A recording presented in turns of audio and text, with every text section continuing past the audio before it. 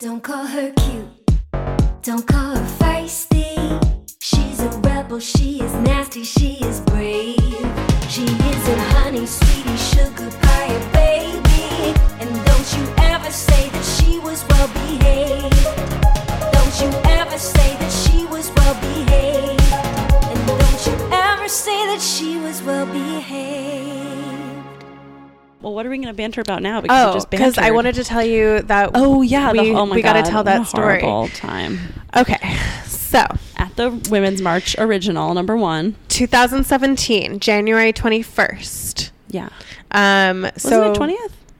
Maybe it was the 20th. It was the day after inauguration, so I think it was the 21st. Oh right. So who all went? It was me, you, Julia Claire, Liz McGee, Jasmine Pierce, and May. But May wasn't with us. May wasn't with us then. It was, I think, and I don't know if was Jasmine with us then too. I think she had met up with some friends. No, she took the train with us. Did she? Yeah, because I have pictures of us walking from the train. Okay, so we finally made it onto the metro after like a long time, and we were sitting there, and there was this woman who like had a service dog with her. It was like a very sweet dog. It was like her husband was there too, but at some point I think they kind of like got separated a little, like he was at a different part of the train. Yeah, I mean not far, just like he was like by the door and she was sitting in a seat, like, and he had like a lanyard on, which is important for later in the story. Mm-hmm. And so we're all sitting there, and like the vibes are great, and there's also this like there's the like college age girl who's like sitting next to this woman with the service dog, and we're all just sort of talking, and like at some point this couple gets on, and they're wearing like full Trump. They were not wearing Trump. No, they were going to the... No, they had been there for the inauguration. No. Yes. No, they were there they were going to the Women's March because they just like didn't get it. No, they were there for the inauguration. They were not wearing Trump stuff though. Yes, he was. She wasn't, but he was. We need someone to confirm this. I don't think you're right. I'm absolutely right. Wait, I don't know. I don't remember. I distinctly remember being like, they're going to the Women's March, but they don't understand what they're doing wrong. No, they were there for the inauguration. Wait, I'm going to ask Liz right now. Okay. And Julia. Okay. That couple that got on, that man and woman who like ended up antagonizing this woman, were there for the inauguration. So we're there for the inauguration, and at some point, and like the woman was very nice, like the woman in the couple, she was like talking to us, and she like didn't realize what was going on. She like that there was a women's march, and like that's because they were there for the inauguration. And at some point the guy goes like, is your name Sarah, to this woman with the service dog? And she was like, yeah. And he was like, Sarah whatever, and like said her last name, and she was like, yeah, have you read my book? And he was like, no. And she was like, well then how do you know my name? And he was like, I just do. And she was like, no, but like seriously though, like how do you know my name? And he was like, I just kind of like know these things. And then she got like clearly freaked out. She was like definitely scared. And like we all started saying like, no, but like just tell her how you know her name. And he was like, no, like he was clearly enjoying that she was very uncomfortable. And then finally at some point, I think it was you who realized, right, Molly? Was it? Sorry, I know you're texting. I realized. What do you mean? Like, I think it was you who was saw like, the lanyard? who saw that her husband. I don't know. Sarah's husband across. I think maybe I did. Yeah. I think I also like was recording. There multiple, but she was recording it. Multiple people were recording it because it was this weird confrontation on and also like spoiler, because I think I was kind of like, why? First I kind of was like, why is she getting upset? But then eventually it got weird enough where I was like, yes. But from her point of view, she is the author of a famous book. She wrote for Water for Elephants. Yeah. Which is also made into a movie, and like, which we didn't know at the time. We didn't know at the time. So then later we find that out. But from her perspective, people recognize her sometimes. Mm-hmm. So that's not that strange. And I think she had also had a prowler at some point, like recent, like somebody had like stalked her recently. So I think so from her perspective, it's like, oh, there's a chance that this guy knows me from my book and realizes I'm here and realizes what I'm here for and is like being creepy or in some way. So like from her perspective, it's 100% reasonable. And the minute she started being like, hey, I'm really upset, can you tell me what's going on, he should have stopped, and he did not. Yeah, he did not. He like kept going. And even his wife at some point was like, sweetie, like, how do you, like, you know, just tell her or whatever. And he was like, no, I don't have to. Like, he was a real dick about it, which also further confirms that he was there for the Trump inauguration. And then at some point, I'm pretty sure it was you, Molly, because you're very perceptive, noticed that like Sarah's husband had a lanyard that like had her name on it, I guess in case they got separated. And I think she also does have like some sort of issue where she needed the service dog. And so like that also is why he had her information. And this guy had like seen the lanyard and was like, I'm just gonna fuck with this woman, not knowing that she is a famous author. And then finally he like, Molly put it together and was like, did you just see her lanyard? And he was like, yeah, and was just like a dick about it.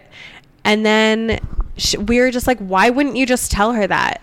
And then I think at some point I said like, did you enjoy that she was scared? Like, did that like make you happy that she was afraid? Because she was like shaking. Right. She was very upset.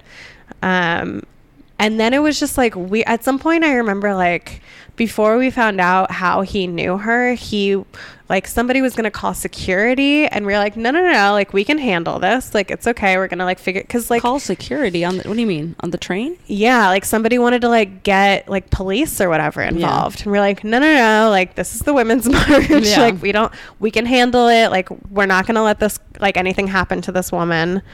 Julia Claire says, oh God, I don't remember. Oh. I don't think you're right. I am right.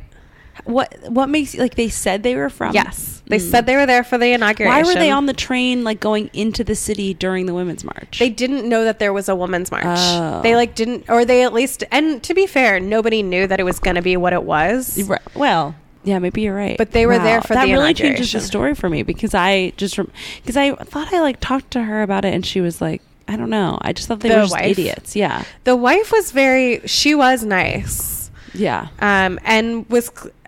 There was a moment where she felt a little embarrassed for her husband, but then she also like it's like that horrible thing where the person you're with does something. This happens in all kinds of contexts where the person you're with does something embarrassing and you're like, I don't know how to deal with it. Yeah. But at the same time, like, I would never be with somebody. I mean, that's not fair. I have been with somebody who like got their rocks off on embarrassing other people. Yeah. And like making them feel scared. Yeah. But, and I don't blame her for it. It wasn't her fault. Mm-hmm. But like, when you're in a relationship, like, that person does represent you. Yeah. Well, also it's very telling of how he treats her. I know. You know? So. And there was part of me that was like, girl, are you okay? Like, you could just blend into this Women's March, walk away forever. Mm-hmm. But at the same time, then am I falling into the trap of like seeing like white women as innocent and like these pretty little like doe-eyed creatures who need rescuing? Yeah. It's like, no, you're like complicit and you're guilty. I guess I think of all women that way though. If I ever see a woman with a bad man, no matter what color they are, I'm like you should just join us. And then whenever I see a man, I get scared no matter what color he is too. So I don't know what to say. Yeah, men are terrifying. Like, literally, if I see a white man in a suit, everyone's like, we wouldn't be, and I was like, no, I'm more scared. I've like seen American Psycho. No, I haven't. That's but I've heard of it. I was immediately thinking American Psycho. I've never seen it, but me neither. But I know he wears a suit and he's handsome and he's scary. No, I mean, like, enough. So anyway, that's so crazy. Wow. Yeah, and so so Sarah, the author, like posted on her Facebook like that video explaining what happened, and then we became Facebook friends. Yeah, and that's very cool. Yeah, it is very cool. She's a famous author. Yeah. Well, I was read that book in high school because I feel like she loved you. I don't know. I guess you'd have to follow up for a purpose, but yeah, you know, like if you ever write a book, you should like just like ask her. You know, like, hey, would you read this and like write a for sure quote on it? Oh, Liz says they were there for the inauguration. He had a Trump shirt under his jacket. Yeah. She had a pin on her hat. I clocked it as soon as they came into the car. I wrote down the whole. You're right. Oh my God. You know what it was? I think because we were on the other side, I didn't see that. Yeah, their backs were to you. Their backs were to me. I wrote down the whole account somewhere. Wow. That's, oh my God, I'm so sorry. But like, I swear to God, I never knew that detail. So for me, the whole story was just that they were idiots. No. There's like an extra level of maliciousness. It so much more awful. Yeah. That's why it was so intense. Oh my God. That's okay. And when Shaki and I disagree about something, and it turns out one of us is right and the other one is wrong, we say, you know what my favorite thing is? What? I'm right. You know what my second favorite thing is? I'm wrong. You're wrong. That's fair. I think once you said that, I was like, that must be true, because you guys were more in it than we were. But then also I was like, that like makes my heart hurt so much more about it. I think I was like denying it because I was like, oh no, that's there was one of them on that lovely train car full of like happy people. Like that whole train car was just like people so with their wonderful signs and blah blah. Like, oh my God. And that family of women that we met behind us in line, yeah, amazing. They were so sweet. It was like 3 generations of women from North Carolina, and it was like a grandmother, the mother, her 2 daughters, and her daughter's friend, and the youngest daughter was like, I'm bisexual. She was like 10 years old, and then the mom was like, sweetie, we're all a little bisexual. Oh my God. And then Liz is saying, because when they started talking to the woman about her dog, I leaned in and told Ariel, look at that, 2 sides of the war just talking about dogs. But then, well, you know. Yeah, because we were all like bonding over this beautiful German Shepherd. Speaking of which, Bamford, stop. Why are you whining? You not getting enough attention? Wow. You should become a stand-up comedian, Bamford, if you're not getting enough attention. Now that we're talking about deeply troubling stories, I'll get into my... That's for you, guy who fucking harassed a famous author. You're never going to listen to this. Any woman at all. Of course. But specifically that story. Yes. Probably not his last time. Wow. I can't believe they just stumbled into the thing during the Women's March. Honestly, that changes the whole story. I would think because we were on the other side, I never like really saw their front. Wow. Yeah, I think he was wearing a Make America Great Again hat. No, he was wearing a military hat. Liz is saying that he was wearing a shirt under the jacket, which is how I would have... And Make America Great Again hat, I would have noticed. Yeah, which I saw a man wearing that the other day, walking down like 23rd Street. People are like parodying them so much now that I'll always like see one, but then it's like... I mean, I'm not to say that wasn't one. It was, but it's so frustrating because I'm always like, what? But then it's like not. And I'm like, okay, this isn't like a fun parody of clothing. Yeah, this isn't for your irony. Yeah. I'm like, please stop. Like, it's upsetting. Okay. Piece of shit. So, this is Well Behaved, by the way. Yeah, it's a podcast, which you know because you downloaded it. Yeah. And it's a podcast that explores the lives of women who are obscure and maybe like unknown in history. I'm a little drunk, or at least unknown to us. Yeah. Oh, Ariel, you were like a thick milkshake thumb of bourbon. You're like a thick milkshake. Your brain is like a thick milkshake because you just drank so much bourbon. It's been such a week, and I finally don't have anything tomorrow. Like, I have nothing to do tomorrow except for write my scripts for All Female Reboot. Oh my God. Wait, you're going to write the scripts? You're not going to... Yeah. Did you pitch them to Liz already? I already did. Yeah, when we watched Jordan's Coden set, which was so good. So good. Jordan. You know what's so nice about that too? It's like, because Jordan Temple and Rob Hayes both did late night sets in the last couple of weeks. Nice boys. And they're such nice boys. It's also like... Look, like when people get late night sets, for the most part, like I don't really care one way or the other. These were the first 2 guys who I was like genuinely happy for and excited about. These were the first 2 guys to ever get late night sets. Ever. It's been all women before that. So we're really proud of them. I mean, they are 2 black men. So like, you know, at least it's not just like another straight white man who's up there. No, they were both so funny and so good. And Jordan's set was like so unapologetic and like, that Jesus joke is also so funny to me. Funny. That Jesus wept joke. They both did so well. It was so fun. So happy for them and so proud of them. Yay. And it's Go just watch like... them. Go watch Rob Hayes and Jordan Temple Jordan was on Conan and Rob was on Fallon? Yes. Fallon. So and it's just like it's nice when your friends are doing good things. So nice. And when you get to be happy for them, because I'm full of hate usually, and and I like to be real mean behind people's backs. I know. I feel like that's not true. You say that. It is true. It's very you true. like to talk shit. So do we all. You're not really very mean, Ariel. Sorry to break it to you. I've had at least nice 3. Person. I've had at least 3 people in the last 2 weeks tell me that they were afraid of me. Well, that's different than mean, I think. I think you're not very, like, warm and fuzzy. Sure. Okay. But you're like a little, like, dry. But I think so. But once you get to know you, you realize you're a very nice person. You're a very kind person. Nice. Well, I don't. Sorry to ruin your brand. No, that's okay. You know what's interesting? I don't think of. Oh, Jesus. Oh my God. God damn it. Is it like? You guys, this dog was supposed to be dead. But instead she is very alive. She's like, and you will hear me. She is alive. Hear her roar. It must be about to rain because that's her thing. Oh no, I don't have an umbrella. Okay, I'll lend you one. It's okay. I'll get it from you on Sunday. I have a big coat. It'll be fine. Okay. I'm Ariel Elias. I'm Molly Ruben-Long, and I'm gonna get started because I'm tired. Stop it. Okay. So my woman this week is again someone that I definitely like heard of growing up, but I never knew like who it was, and I feel like she was like in the zeitgeist when I was a kid, like in the 90s, and so like I definitely heard the name, but I never knew what it meant. So it's Benazir Bhutto. Oh, never heard the name. Really? I feel like I heard it like my parents would like talk about it or something. But anyway, I know Michelle Bhutto. No relation. Okay. Different person. She was the first female leader of a Muslim country.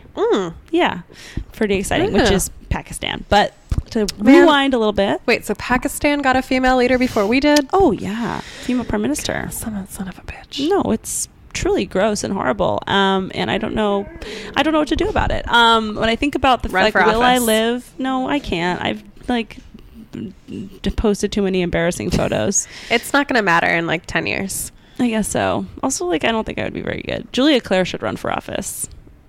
Julia Claire's gonna be like Al Franken without the touching. She doesn't like to touch the people she loves. Oh, she's the best. She's so funny. Okay, so Benazir Bhutto was born.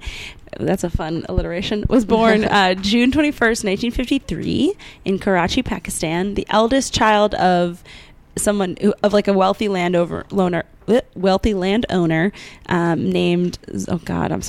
Zulfikar Ali Bhutto. And he eventually is going to become prime minister from 1971 to 1977. He does? Yes, okay. He does.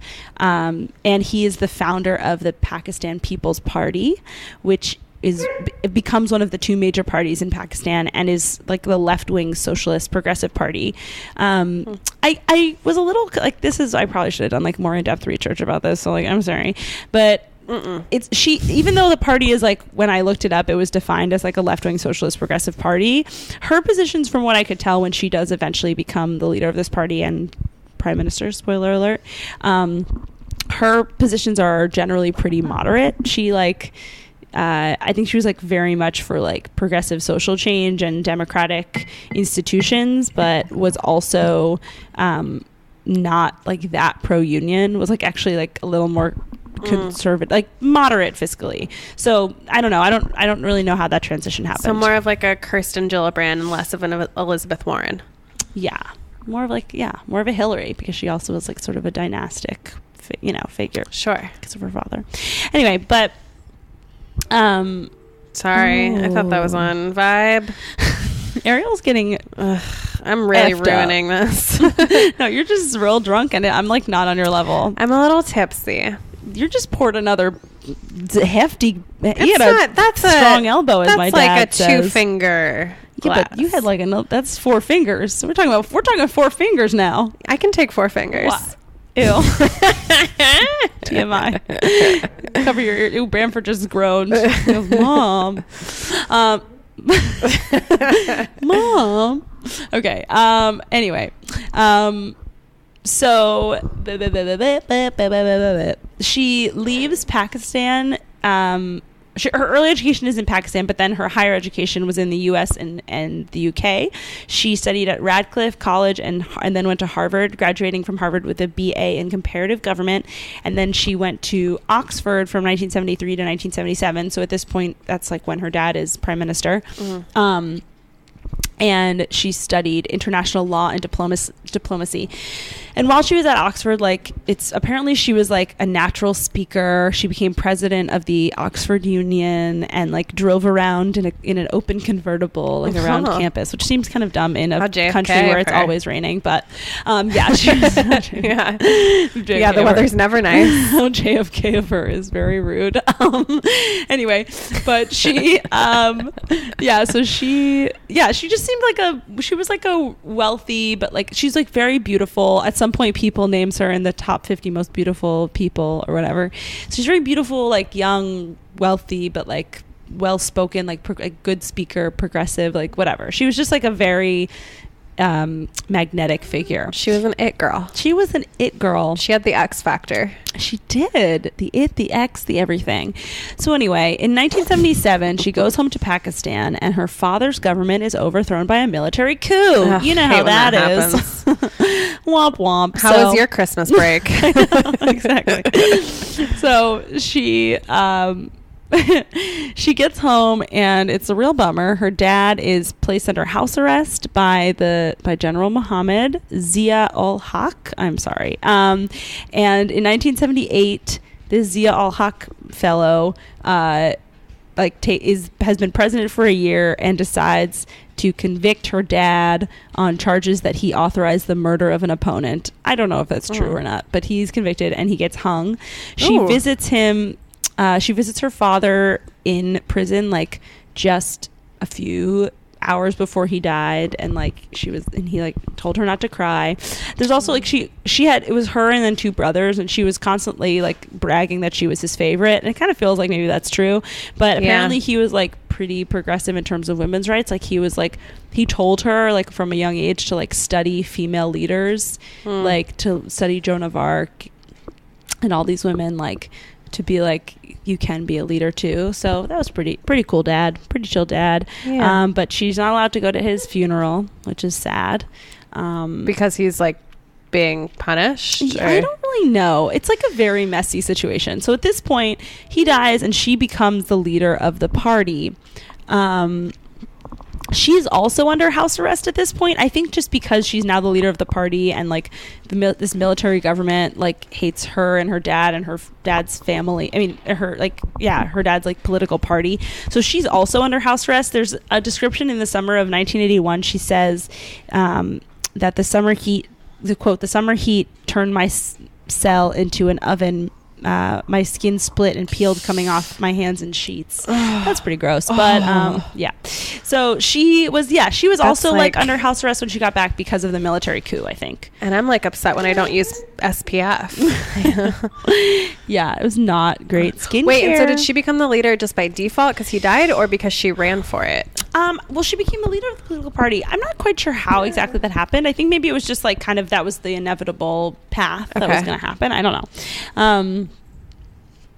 And yeah, so in 1980, her brother is killed in his apartment in France. Her family thinks that he was poisoned by political operatives, but no charges were ever brought because it's like under this military regime of some people who like don't care about her family. So in 1984, she moves to England and becomes joint leader in exile of the PPP. So while she's in exile, she's like still leading the party. And because she's released from house arrest in 1984, and she's like, I'm going to get out of here, but I'll still run shit from abroad. April 10th, 1986, she returns to Pakistan to launch a campaign for open elections. And in December... Hang on one second. I'm sorry. Know. Hang on. All right. We're back. My dog is a lot right now. Not gonna argue. That's shady, bitch. I'm with you. Anyway, so she gets married in 1987 to this it's like an arranged marriage, which is part of the culture. And actually they get along pretty well. They end up having 3 kids. In 1988, at the age of 35, so she's like planning to run against this guy Zia-ul-Haq, the general who like overthrew her dad.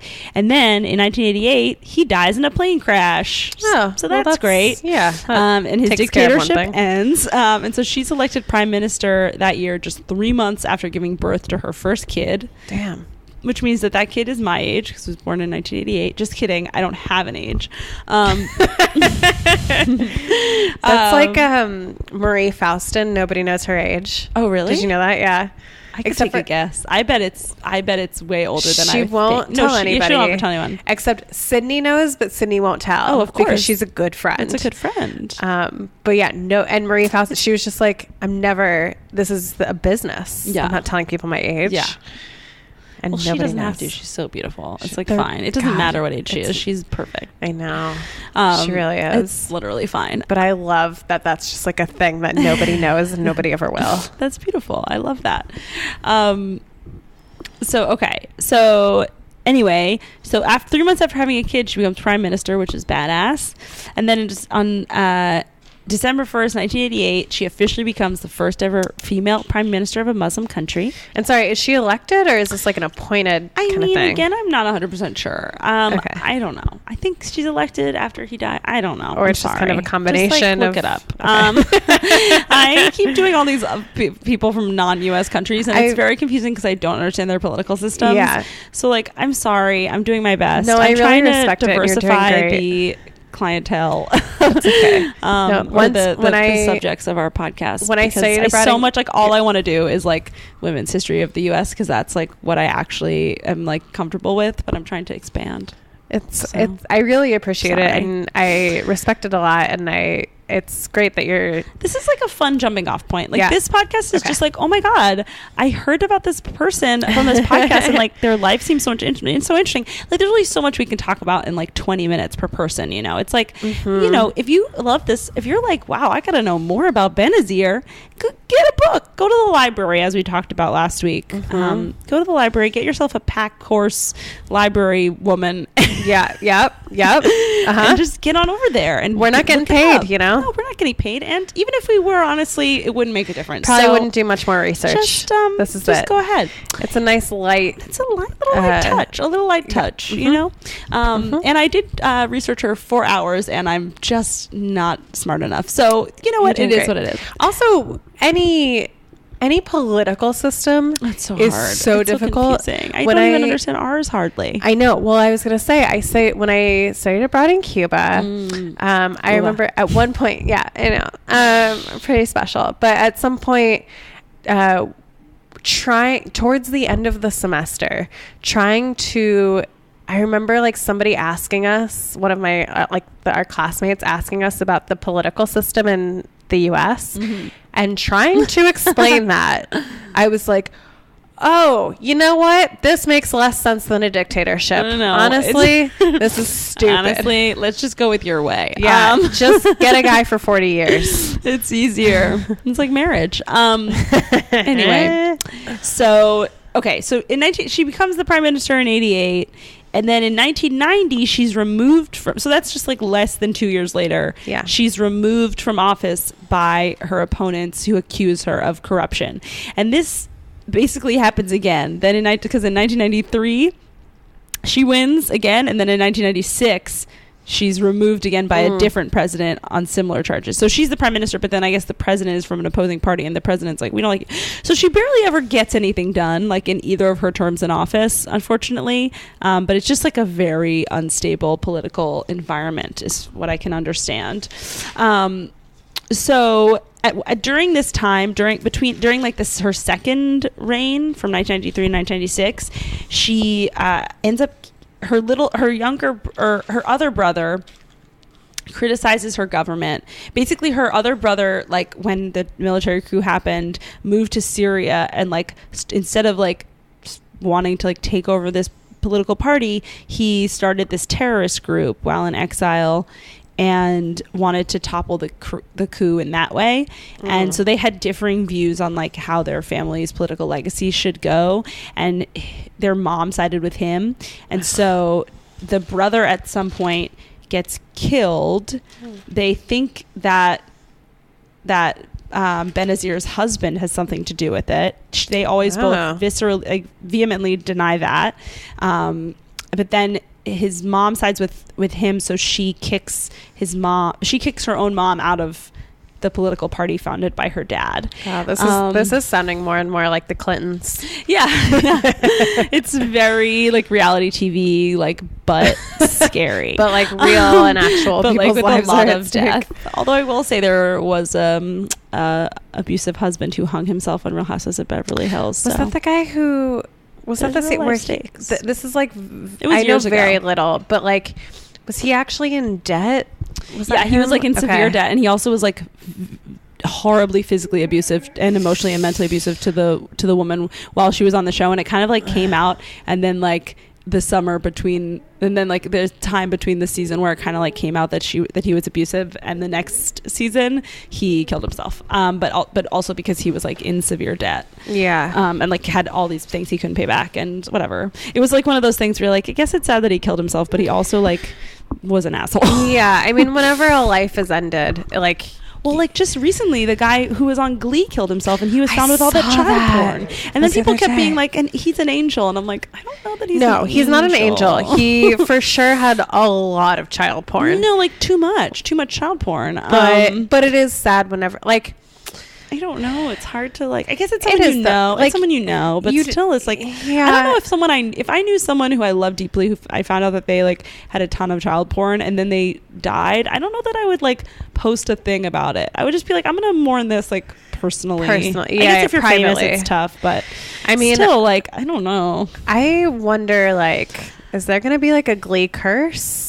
Kind of thing, because the other guy died of an overdose. Yeah, see that one. I think you could post angel things. That's sad, right? That's that's like a person who was just a victim of their addiction. Yeah, which I mean, you could argue. I guess you could argue. You know what? You could argue. That episode of Black Mirror. One addiction helps. I mean, one addiction helps financially. No, one addiction is only hurting yourself, and one addiction is hurting a lot of children. Right. So that's not great.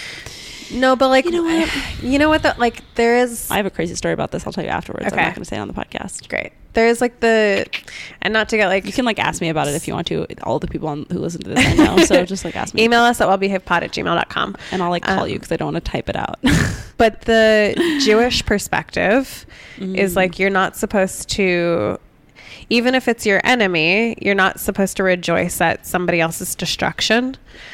So it's part of why it's easier very difficult, done. But it's like when Moses led the Israelites out of Egypt, and then like through the Dead Sea, and then when the Dead Sea closed back on the Egyptian and they all died, and like the Jews rejoiced, and God said like, you like, why are you rejoicing? These are my they're my creations too, like blah blah blah. I don't really believe that that's literally what happened, but it's this idea of like, I mean, you're not supposed to rejoice at the destruction of your enemies. I mean, like if Trump died though, but then it's Pence, you know, and then it's Ryan, and then what if we win back the House? And then it's DeVos. What if we win back the House in 2018 and then they both die? But it's I don't know. Not that I want this. I'm not advocating for it. I'm posing a question.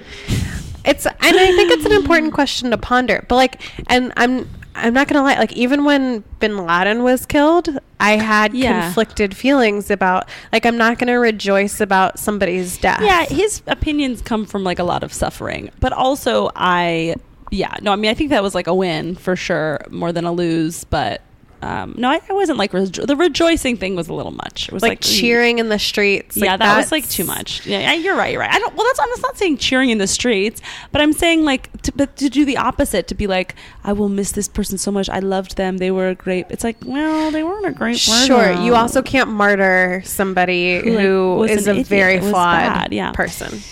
Anyway. Anyway, back to Benazir. So she's having this tumultuous family stuff that's like intersecting with her political life. Basically, it just feels like the first like half of her life, she was just like a chill rich girl at all the fun universities around the world, and then the second half of her life was like tumultuous. But anyway, so where was I?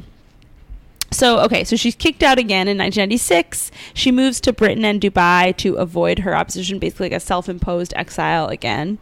In 1999, she's convicted of corruption and sentenced to 3 years in prison, but she's away. So she's like, in 1999, she's sentenced to corruption, but she like never actually serves that because she is in another country. In 2002, she's reaffirmed as the leader of the PPP from while abroad and continues to lead her party. In 2004, her husband is freed. So I guess her husband, like everyone called her husband Mr. 10%. Like a lot of the corruption charges were like more closely related to her husband. Again, to bring this back to Real Housewives, it's like Joe and Teresa Giudice. It's like he's really the problem, but she like got a lot of the fall. But it's unclear. Like, honestly, I read this one. So the New York Times had this thing where it was like obituaries, but then they were like revisiting obituaries. I guess like 2 years ago, they were like, we were going to revisit some of our obituaries. So there was like an intro obituary to the original obituary. And so that was written in 2016. And the one that was written in 2016, like the writer took a stance that was like, she maybe was corrupt. So like, I don't really know. It also was just like, that's one guy. So I don't know. But his opinion was kind of like, they did have all these millions of dollars and like no one knew where they came from. So it's like, yeah, but I bet every politician had that too. I mean, maybe. I mean, I don't know. I'd be probably, but like that doesn't mean it's not great, you know. No, of course. I guess there's also things like apparently she would say like, I am Pakistan, like I'm the daughter of Pakistan, and so some people would say like, oh, she thinks she can do whatever she wants because it's just hard to tell, to be honest. Yeah. But so there was these charges of corruption. Her husband did go to prison for it, and he's freed in 2004 and meets her and her kids in Dubai. She always like denied charges against him. They were very loyal to each other. You know, so I feel like arranged marriages like sometimes are like stronger than like non-ones because you're like, well, they got to make it work. I think they have a lower divorce rate. Well, that could also just be because you're from a culture that like it does not empower women. Good point. But fair. But it's hard to tell. But there you go.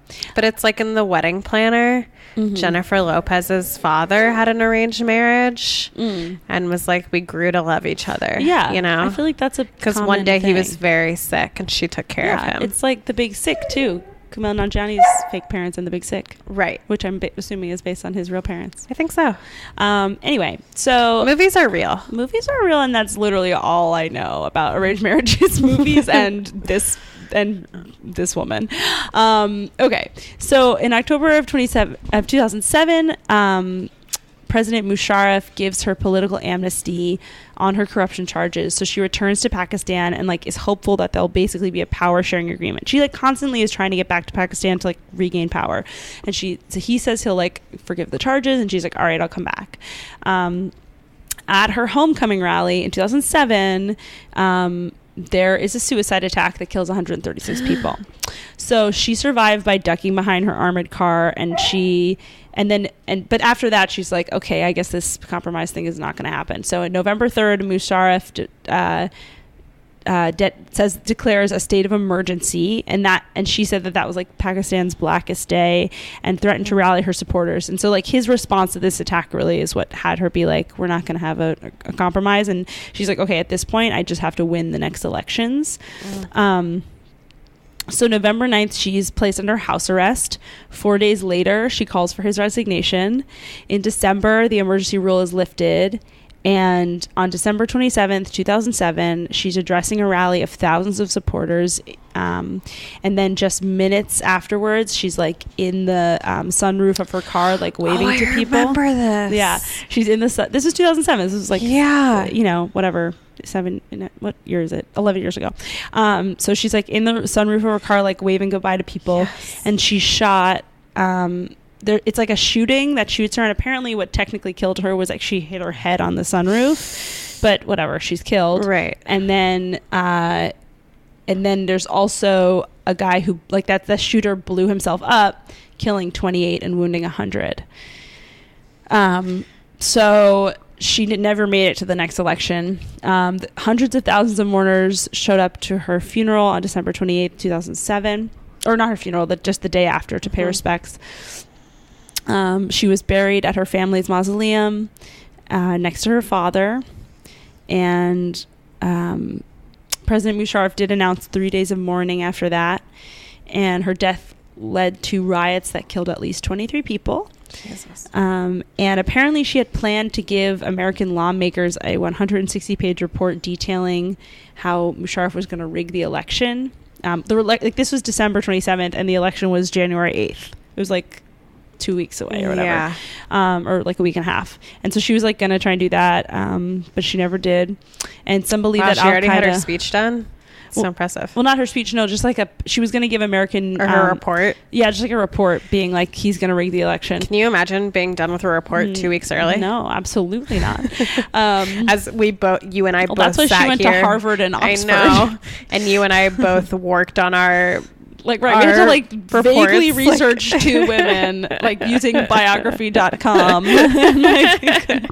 couldn't quite get it. Get it done in time. Anyways, some believe that Al-Qaeda was behind her killing. She also she died at the age of 54, but also like there's something that was saying that her party was like helping the Taliban develop in Afghanistan, because like that's a way to have more control. So that was like a sketchy like thing. I think she seems like kind of a controversial figure a little bit. But yeah, I'm trying to think if there's anything I missed. But yeah, that's pretty much it. I'm so glad you did her. Bhutto. I do So I remember when she was killed, and that was the first time I had ever heard of her, because it was back when something happened in the news, it stayed in the news for a little bit. Right. And I mean, that was, I think it was on winter break from college. Mm-hmm. And I remember like being in New Jersey hearing about that, and they talked about like this woman who was sort of like, this like leader in Pakistan. Yeah. And I was like, what? They have that? Yeah. They do. We don't. So I never knew like the backstory. Yeah. I mean, now you barely do. But you know what? I really tried. And no, that was basically the takeaways. I'd say the major takeaways are that she's like the daughter of the prime minister. They created this progressive party. He was hung. Her early life was fun and fancy free. Mm-hmm. And then her dad gets hung, and her whole life kind of like she attempts to like have a triumphant grab of power, and instead it's like very tumultuous and really bad, and ends in all three of the kids getting killed. Wow. Yeah, all three of them. So that's chill. That was Benazir Bhutto. History is fun, Yeah, recent history. No, that's great, because I totally forgot about that. I'm glad you did her. There you go. Well, thank you. I apologize to the country of Pakistan for the way in which I do not understand your history, but you get the gist. You get the gist. Again, if you're more interested in her, check out the library or a bookstore, any library, or Amazon.com. You could probably find a book, or Google.com. You could find an article. You could just read it yourself and understand it better than I did. My sources were definitely biography.com. That's like my new favorite source. It's like lays it out in such a clear, fun way. History.com, a little bit Wikipedia, biography.com, and then a Guardian obituary by Jason Burke, and a New York Times obituary, pre-obituary thing by Adil Hassan. Great. And then I think her original obituary too I probably used, and I don't know who wrote that, but sorry. It's on there. Okay. I'm so sorry. No. Don't apologize. Okay. You did great. I'm really glad you turned this heater on. I'm feeling so much better. Yeah, it's better, right? It was freezing. It was very cold. Okay, my person is Wilma Rudolph. Ooh. And so Wilma Rudolph was born, she was a preemie baby, and she was born like very sick on June 23rd, 1940 in Clarksville, Tennessee. She is a Black woman, which is important. So for like a lot of reasons, but also for context, because it kind of made me think of like, like there was that report that came out. I forget exactly what the statistics are, but Pod Save the People talked about it, of like how much more likely, like how much higher the infant mortality rate is among Black women, and how much less likely Black women having babies are, how they're less likely to like receive medical treatment. Oh, wow. And then that thing with Serena Williams happened. Mm-hmm. Did you see that? I feel like I kind of saw it. What was it? It was like, so Serena Williams, I think it was like right after she gave birth, mm-hmm. she's had like medical issues before. She has like something wrong with like her, I don't know if it's like her blood doesn't clot or something like that. Yeah. Like it almost ended her career, and then she like learned to deal with it, to like manage it. But after she gave birth, like she was fine for a little bit, and then something happened where she kind of like knew that something was wrong with her body, and she told the doctors or the nurses or whatever, and they didn't really believe her, and they were just like, you're fine, like go back to bed. And she was like, no, here's exactly what I need, and like here's what's happening to me, and then like passed out. I think I might be like embellishing some of this, but that's basically what happened. And then sure enough, like that's what was wrong with her. But it's symptomatic of this issue where like doctors one, don't believe women, but they especially don't believe black women. So Bamford, doctors are like society. So doctors said that Wilma Rudolph would most likely die before her first birthday, because like I think it was like within the first year of her life, she got like double pneumonia and scarlet fever. Jeez. But like obviously she did not die in her first year, otherwise this would be like a dumb episode. But she was one of 22 kids. Whoa. Her dad worked multiple jobs. Her mom was a maid. She's like a domestic worker or whatever. She got sick throughout like her whole life. She got like scarlet fever, pneumonia, measles, mumps, just like kind of everything. And then when she was what? All the hits, everything that you could get in 1940, like, she got. Poor kid disease. Yes, exactly. Old-timey poor kid disease. Which is interesting because like her siblings weren't sick, just her. Like she sort of seemed to get the bulk of it. When she was 5, her left leg. Okay, can you hear it in the thing? Yeah. Okay, hang on. I'm gonna pause it real quick. Okay, I am so sorry. That's totally fine. Dogs, you know, they have so many needs. It's like kids, but they never take care of you. Yeah, they just die. I imagine it's pretty hard if you can only pee on somebody else's schedule, so I get it. Okay, sorry for all the dog moaning. Okay, Wilma Rudolph. So she has polio. She's got all the diseases. She's all sickly and shit. And then when she's 5, her left leg started turning inward, and it got really weak, and she was diagnosed with polio, which was like some serious shit. Like people are dying of polio in the 40s. It's just like what everybody has. There are all these kids on crutches, all these kids who end up paralyzed. Not to bring it back to last week, but like FDR, you know? Yeah. And doctors told her that she would never. I didn't want to make this joke last week, but you were like, I feel like Eleanor needs him, FDR, more than he needs her. And I was like, yeah, to like reach high things. She was very tall. I know, and he was always in a chair. Always. So, you know, they made a good couple. Which sounds like my dream. But I mean, like, I'm glad I can walk or whatever, but to just sit always. No, I mean, I don't think it'd be worth it, but I do. But I thought you meant that my dream was just a man who can't stand up. No, my dream, but my dream is just to sit with a blanket. It would get old though. You literally walk all day. That's why my dream is to sit. But like, no, I know. I'm very like, that's, you know, I'm not trying to be shitty. I understand it's very difficult. I don't understand, and I imagine it would be very difficult, and I truly can't imagine. But we're making a joke. Just making a joke. Just making a little jokey joke. But to make matters worse, for Wilma, the hospital in Clarksville wouldn't treat black people. So, and there was only one doctor in the whole community who would treat black people, which, okay, so there was this like children's book about her that somebody like read on YouTube, and the way that they depicted the one doctor who would treat black people was as a white doctor, and that was because it was a black man. Wow. Where it's like that was like it was a small detail where I was like, this is not good. Yeah. Like, well, also, so it's just basically, it was like segregated doctors. There was just like a black doctor for the whole town was community. But there was only one doctor. There's only one black doctor. Okay. So she ends up having to go to the hospital in Nashville, which was 50 miles away. Wow. And so twice a week. One source said twice a week. One source just said once a week. But regardless, at least once a week for 2 years, she and her mom, and it was like her mom's one day off, would travel on a bus to Nashville where she would like get treatment for her polio, and they would do these like water treatments for her and like sort of like exercise her leg or whatever. And like then her parents also really emphasized family, because there were 24 of them in total, and just sort of like taking care of each other. They were very much like, we're the only ones that we have, like whatever. And so they taught all of the siblings how to do the exercises for Wilma's leg.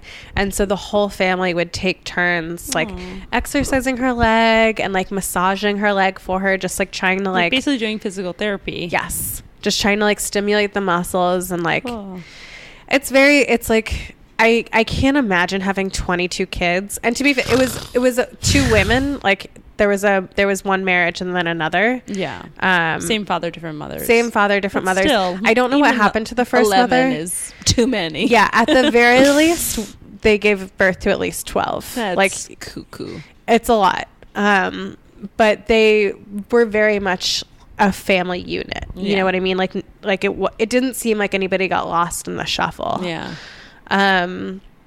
So when Wilma was 7, she started going to school. She was like finally healthy enough, but she would hop around on one foot because like her other foot was like pretty paralyzed. And then a few years later, she started limping around with a brace.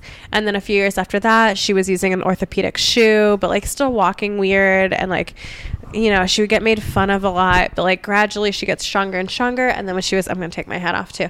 And then when she was 12 years old, she was like playing basketball out in the yard barefoot.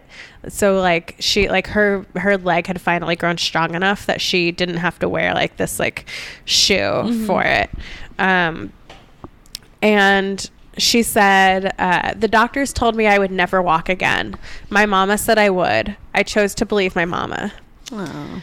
And then, you know, like I always wanted to be like my older brother growing up, and she had an older sister named Yolanda who she kind of idolized, and she wanted to be like her, and her older sister had played basketball in high school, and so like Wilma is like, well, I'm gonna play basketball too. And she gets so good, like crazy good. She also had grown to be 6 feet tall, like she just suddenly shot up, and her nickname, like her coach named her Skeeter. Cool. Because she was quick like a mosquito. Oh, like a skeeter. Like a skeeter. Quick like a skeeter. Which like...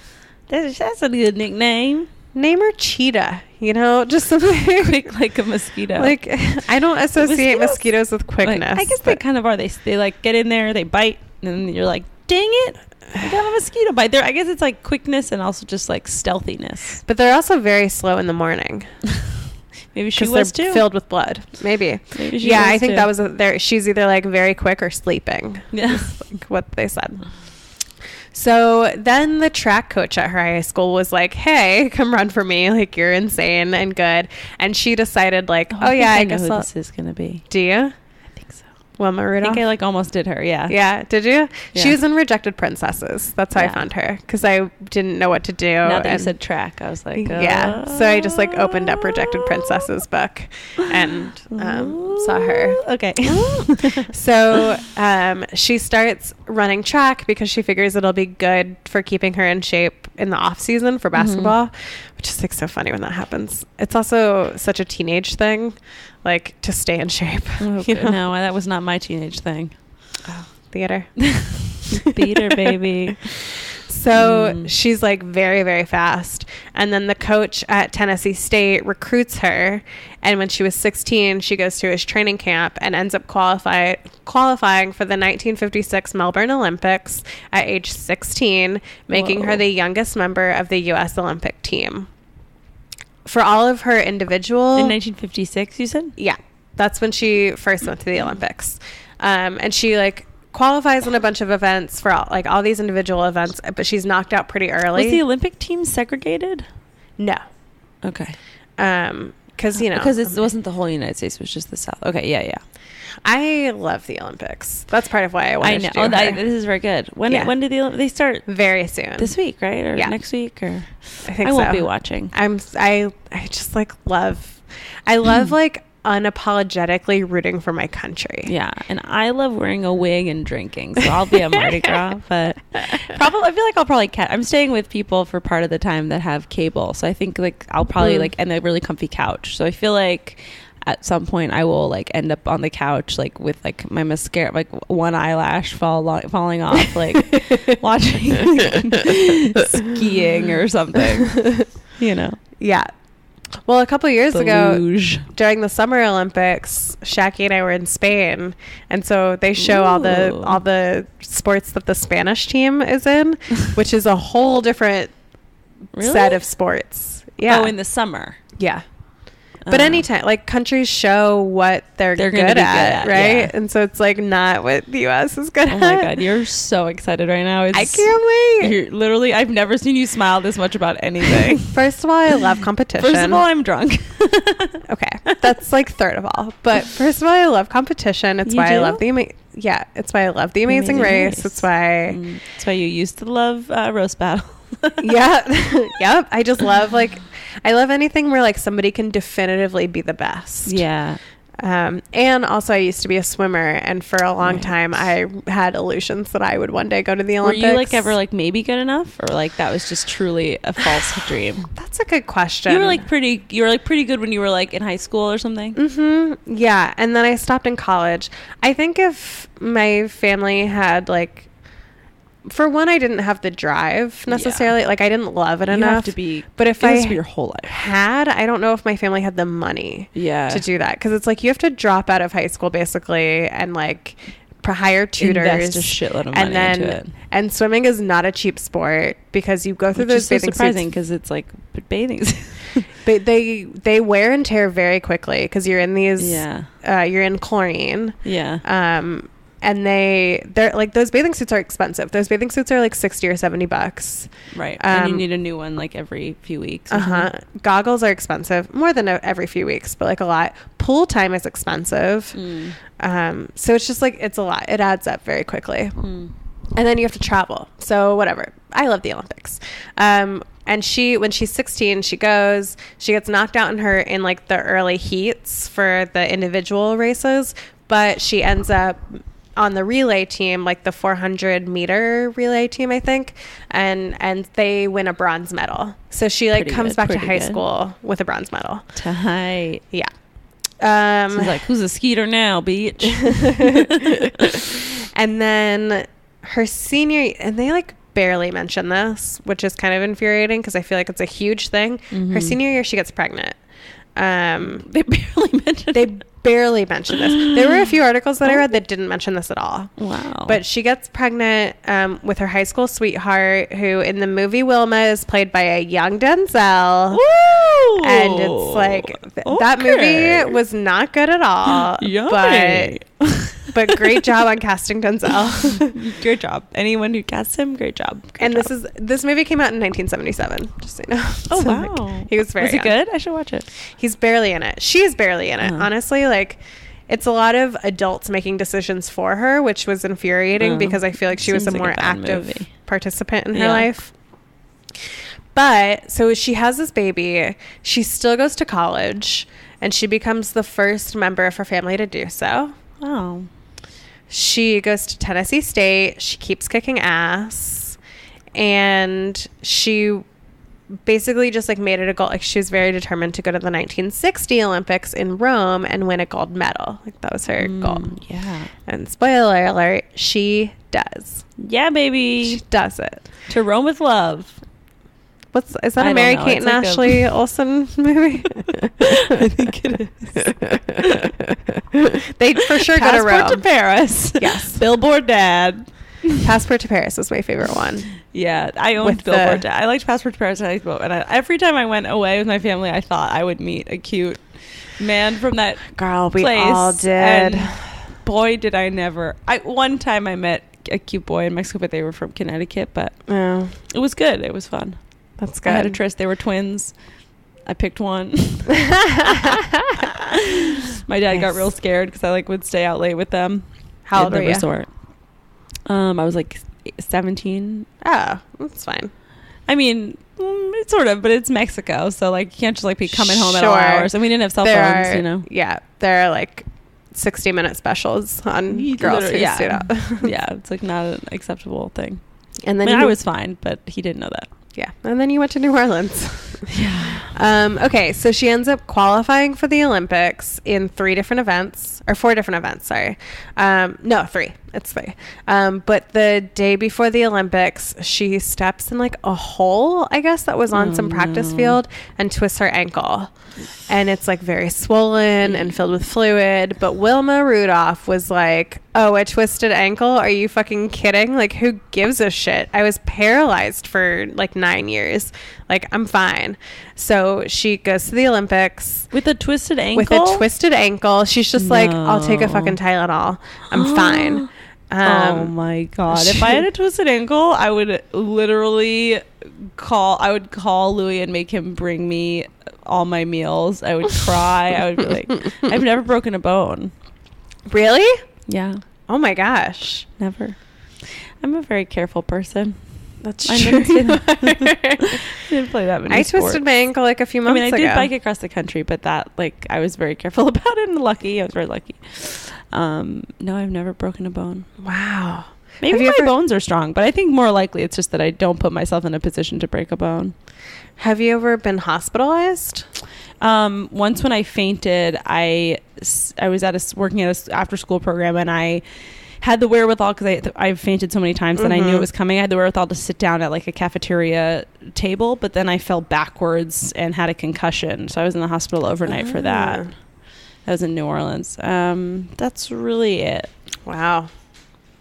I identified with Wilma a lot because I was also very sick as a kid. Wow. You're very sick as an adult. Also that.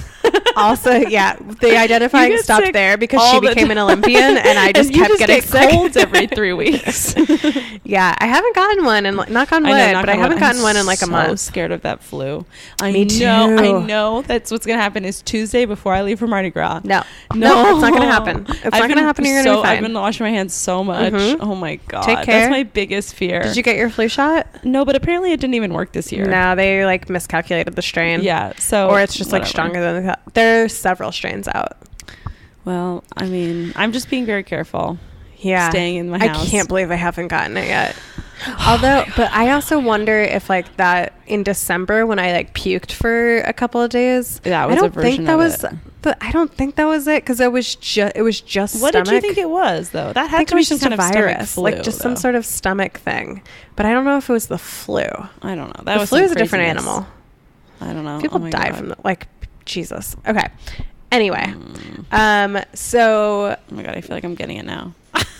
No, you're not. You're not. You're fine. Okay. You're totally fine. Okay. So Wilma Rudolph goes to the Olympics of Rome and wins a gold medal in all 3 of her events.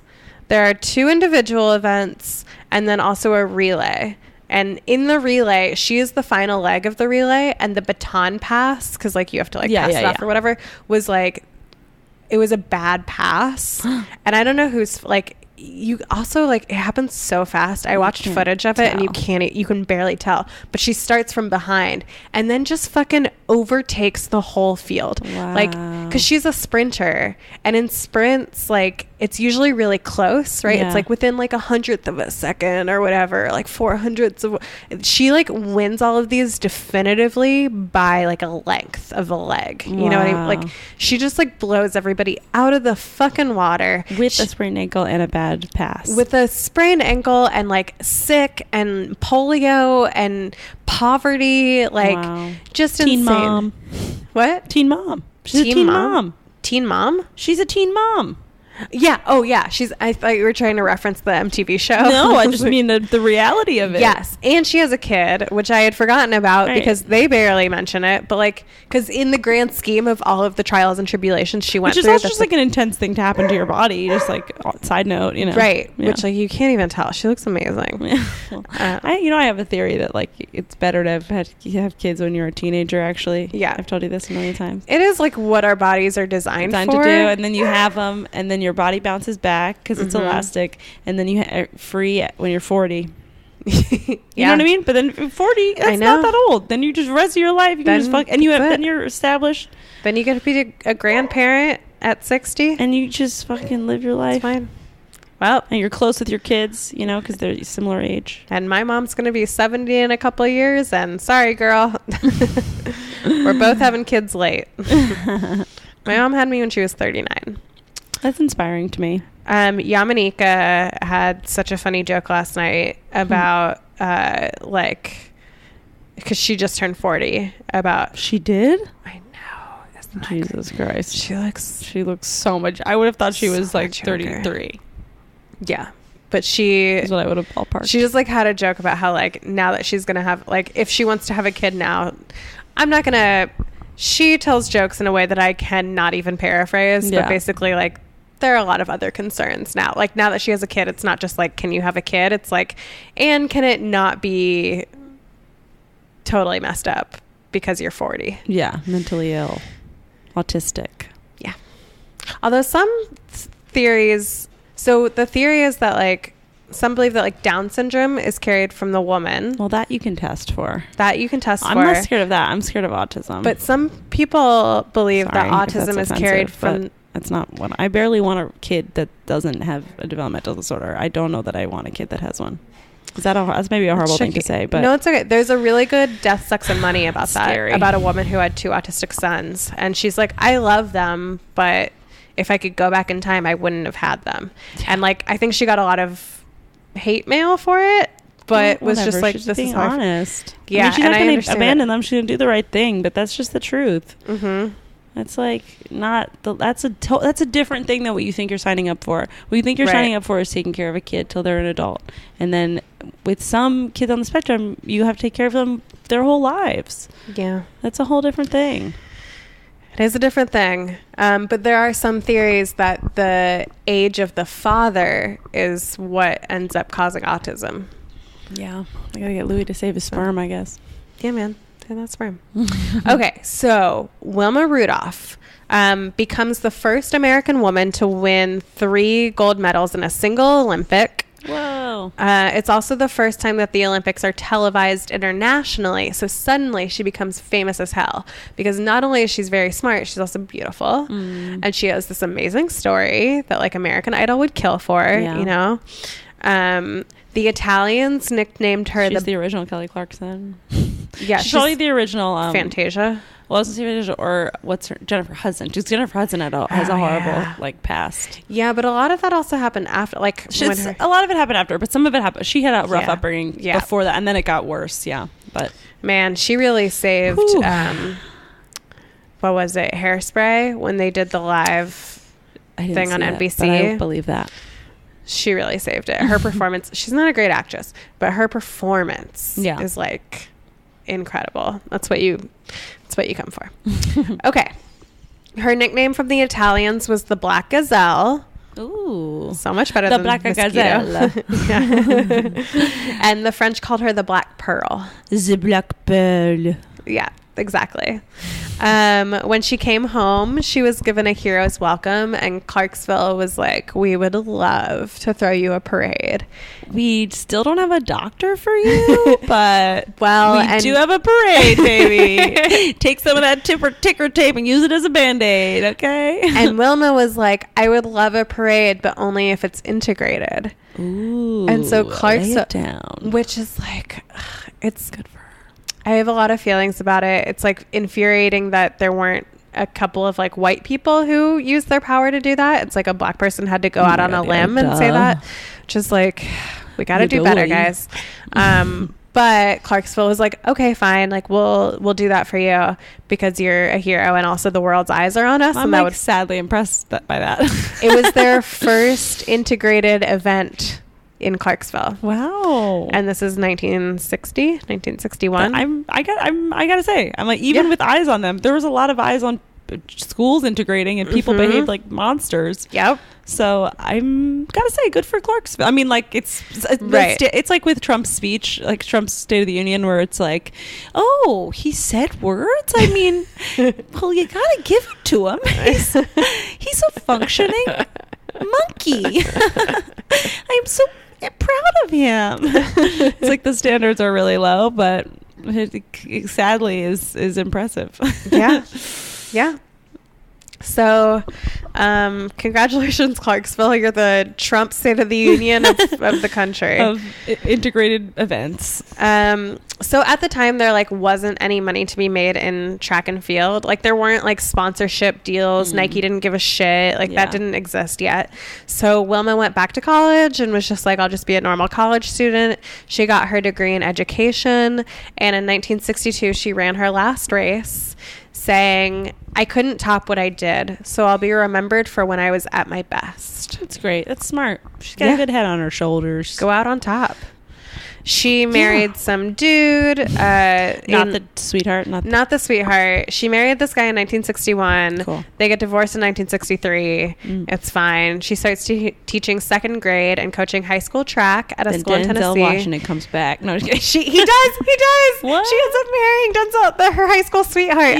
Immediately after that, they get divorced 17 years later, but they have 4 kids and they had a life. I think just because a marriage ends doesn't mean it wasn't successful. People fall out of love. People change. It's not. It was still a success. If maybe it was. I mean, I don't know, but it could have been. Still could have been. Divorce is not a failure. No, that a relationship. All relationships end until this is very Dan Savage, but all relationships end until the one that doesn't. Yeah. Maybe it's because you die, and maybe it's because the other person dies, and maybe it's whatever, and that's probably what it is, or not. But they're all doesn't mean that it's just because it ends doesn't mean it was a failure. Right. Well, and this is Dan Shacky, but best case scenario, I watch you die. That's his take on love. Oh, you guys are going to be together forever. I really think so. She's so gay. Kidding. No, that's a problematic statement. It's not. It's gay in that it's beautiful. I know. I know it's gay in that I love it. Yeah. She started the Wilma Rudolph Foundation, which encouraged female athletes because it's before Title IX and all that shit. She was voted into the National Track and Field Hall of Fame, blah, blah, blah, a bunch of other shit. Black Athletes Hall of Fame. Tennessee State named an indoor track in her honor. Wow, you're really rattling off these achievements. These are big deals. Awards are bullshit. Can we just? Wow, I'm glad she got someone who's never won an award. Correct.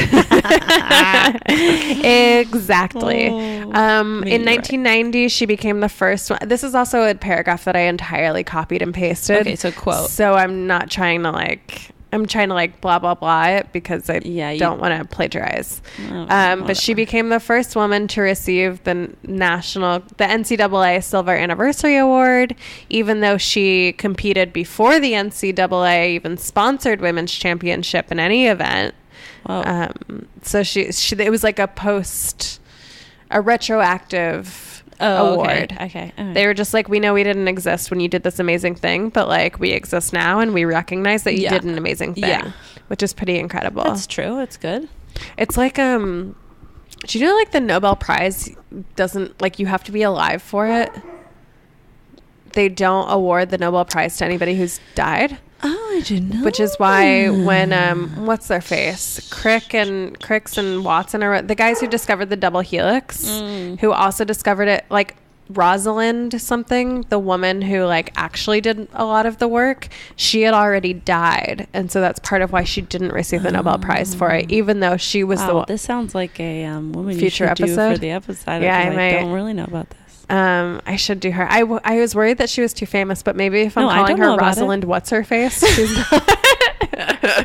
Rosalind what's her face. And also I don't know. I don't really know. I don't know the story. Maybe I'll do that for next week. Okay. It's a great story. I learned about it in biology freshman year, which shout out to Senor Verdecchia for teaching us that. Senor? Yeah, my science classes were in Spanish. All right, we get it. You're smart. Wilma Rudolph died in 1994 from a brain tumor, but her foundation still exists, and she was known as the fastest woman in the world. Wait, she died in 94. Oh, 1994. Okay, so she lived a good life, though. She died pretty young. She was 54. Yeah. Oh, damn. Oh, that's how old Benazir was too. Really? 54. Well, she wasn't assassinated, but she. Oh, but still, it's also very impressive for somebody who was expected to die before her first birthday. Yeah, very good. That's 53 more years, 53 more birthdays than expected. Yeah. But still taken too soon. My source, full disclosure, the vast